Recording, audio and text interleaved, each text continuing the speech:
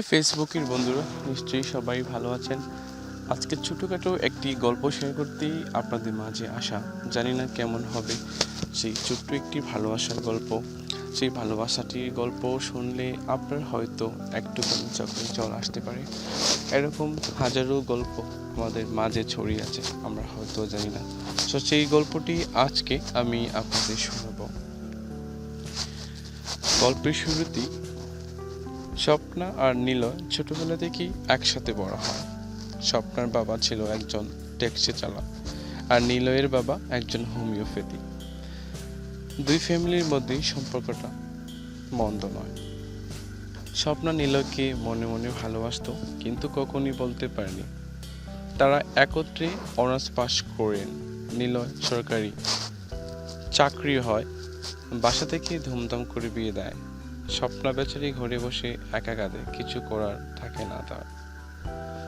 স্বপ্নের অবস্থা দেখি মা বাবা স্বপ্নাকে চেপে ধরে জিজ্ঞেস করে সমস্যাটা কি। কান্না ভিজড়িত গলায় স্বপ্না জানায় তার লুকানো প্রেমের কথা, তার এক পেশে ভালোবাসার কথা। স্বপ্নার পরিবার দুঃখ নেমে আসে। স্বপ্নার বাবা জানতে পেরে মেয়েকে জলদি বিয়ে দেওয়ার ব্যবস্থা করতে চান, কিন্তু স্বপ্নার এক কথা তার মনের কোটায় গভীর সে নিলেই বসিয়েছে। এখন কোনো অবস্থায় তার পক্ষে বিয়ে করা সম্ভব নয়।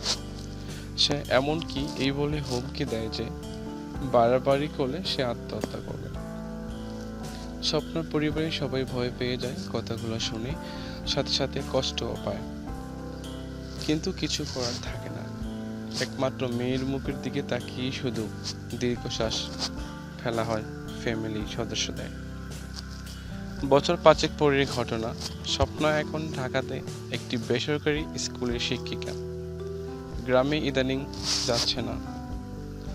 বাবা মার সাথে কখনো ফোনেও কথা হয় না। এক পূজার ছুটিতে 5 দিনের জন্য সে গ্রামে গিয়েছিল। সে কি তখনও জানতো এইবারে গ্রামে ফিরে তার জীবনটা আমূল পাল্টে দেবে। স্বপ্না বাসায় ফিরে দেখে বাসার সবার মাঝেই একটা কষ্ট উপলব্ধি করতে পারে। স্বপ্না মাকে জিজ্ঞেস করে কি হয়েছে। স্বপ্নার মা প্রথমে স্বপ্নাকে কিছুই বলে না। মেয়ের চাপাচাপিতে তিনি সব খুলে বলেন। নিলয় গ্রামে এসেছে, তার একটা ফুটফুটে বাবু হয়েছে। বাবুটার বয়স 2 বছর। বাবুটা সব জন্ম দিতে গিয়ে তার মা মারা যায়। নিলয় গ্রামে এসে স্বপ্নার মা বাবার সাথে দেখা করতে আসে। ছেলেটার মনে এক অদ্ভুত ক্ষোভ দেখতে পান তারা। এক চাপা কষ্ট ছিল। স্বপ্না ঘটনা শুনেও থ হয়ে যায়। জীবনটাকে কোনো সিনেমা নয়, সে নিলয়ের বাচ্চাকে বড় করবে, তাকে নিজের মেয়ের মতো করে পালবে। কিন্তু স্বপ্নার খুব ইচ্ছে করে আরো একবার স্বপ্না নিজের কাছে হেরে যায়। মুখ ফুটে বলতে পারে না তার গোপন ইচ্ছের কথা। পূজার ছুটি প্রায় শেষ হয়ে আসছে। আজ বিকালেই স্বপ্না ঢাকা ফিরবে। ব্যাগ গুজোচ্ছে, কাপড় গুজোচ্ছে, আরো অনেক কিছু। মা দৌড়াদৌড়ি করছিল, কারণ খবরটা যেন নিলয় নিয়ে আসে। স্বপ্না চমকে যায়। সে যাচ্ছিল যেন নিলয়ের সাথে তার দেখা না হয়। কি লাভ কষ্টের বোঝা বাড়িয়ে। মায়ের কথায় অবশেষে নিলয়ের সাথে দেখা হয় তার। দুজনেই চুপচাপ। হঠাৎ নিলয় বলে ওঠে, ঢাকায় থাকো শুনলাম। আমিও ঢাকায় থাকি, পরিবাগে। তুমি কোথায়? ধানমন্ডিতে। আমরা দুজন ফ্রেন্ড একত্রে থাকি। ও, আমার একই স্কুলে পড়ায়, আমার পাশে গ্রামেরই মেয়ে। আরো কিছু কথা বলে তারা একে অপরকে বিদায় জানায়। ভালো থেকো বলে ঘুরে নিজের রুমের দিকে হাঁটতে থাকে স্বপ্না। অজানা কষ্টেও বুকটা ধুমড়ে মুচড়ে যায়। নিজের মনের উপর অসম্ভব জোর কাটিয়ে ফিরে চলে সে রুমের পথে। ঘাড় ঘুরিয়ে শেষবারের মতো ফিরে তাকায় সে। দেখলো নিলয় দাঁড়িয়ে আছে তার কোলে একটা ফুটফুটে বাচ্চা নিয়ে।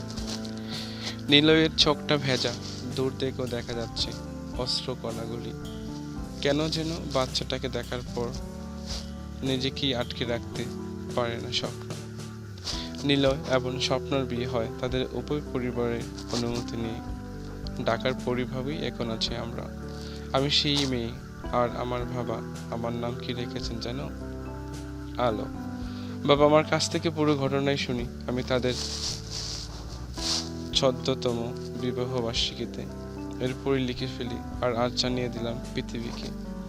সবাই দোয়া করবেন আমার পরিবার যেন আমি ক্লাস 10-এ পড়ি। এখন আমি আমার মাকে হারিয়েছি, কিন্তু পেয়েছি তার চেয়েও একজন শ্রেষ্ঠ মমতাময়ী নারীকে। তোমাদের দুজনেই অনেক অনেক ভালোবাসি। মা বাবাকে বলে সেই ছেলেটি। সত্যি সেটি একটি ভালোবাসার অদ্ভুত ধরনের গল্প ছিল। জানি না কেমন আপনাদের লেগেছে, অবশ্যই ভালো লাগবে। যদি ভালো লাগে প্লিজ আমাকে কমেন্ট করে জানাবেন যে এই ভালোবাসার গল্পটি কেমন হলো। অবশ্যই আপনাদের সেই প্রত্যাশা করি। সবাই ভালো থাকবেন, সুস্থ থাকবেন, প্রিয়জনকে অনেক ভালোবাসবেন। Bye bye.